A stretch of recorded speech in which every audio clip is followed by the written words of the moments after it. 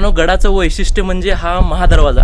आणि महादरवाजाच्या या पायऱ्या ज्या आहेत ना, खूप आवडतात. म्हणजे खूप अशा प्रकारच्या पायऱ्या मी खरं तर कोणत्याच किल्ल्यावर अजूनपर्यंत पाहिल्या नाहीत. आणि लोहगड काय आहे ना, तो हे कन्स्ट्रक्शन पाहून तुम्हाला कळेल की लोहासारखा मजबूत हा किल्ला का म्हटलं जातं ना, या पायऱ्या पाहून तुम्हाला अंदाज येईल की किती मजबूत आणि किती भक्कम असं हे बुलंद ते बांधकाम केलं गेलेलं आहे. आणि आजही 350 वर्षानंतर सुद्धा हा किल्ला आपल्याला त्याची मजबूती दाखवायला चुकत नाही आहे. या पायऱ्या बघून तुम्हाला काय वाटतंय?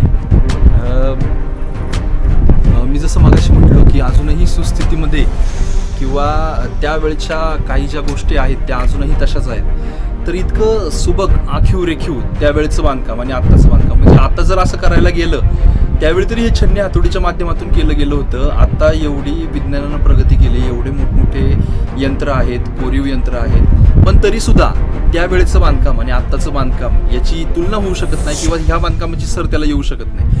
बारकाईनं बघितलं तर अगदी तासीव चौकोनी चिरे याच्यात बांधकाम आहे. म्हणजे त्यावेळेच्या लोकांची कामाप्रती असणारी निष्ठा आणि मुळात क्वालिटीचं बांधकाम, ह्या गोष्टी अजूनही आपल्याला इथे साक्ष देतात. आणि खरं तर निष्ठा होती म्हणूनच हे गड किल्ले आज तागायत उभे आहेत. आणि या सह्याद्रीमध्ये हे जे पाहायला मिळते ना, आणि महाराष्ट्र दिनाच्या दिवशी हे आम्ही पाहतोय म्हणजे आमचं भाग्य आहे ते. भाग्य